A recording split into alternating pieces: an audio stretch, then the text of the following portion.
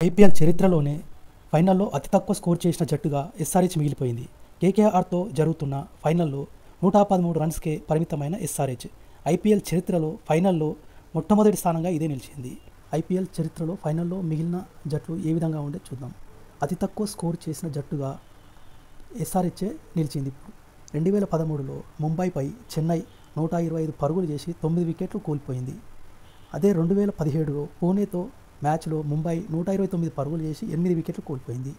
అయితే చేజింగ్కు దిగిన పూణేను ముంబై 128 పరుగులు 6 రన్స్కే కట్టడి చేసి 1 పరుగు తేడాతో విజయం సాధించింది. ఇప్పుడు ఎస్ఆర్హెచ్ కేకేఆర్ మధ్య జరిగే ఈ ఫైనల్ మ్యాచ్లో ఏది గెలుస్తుందో చూద్దాం.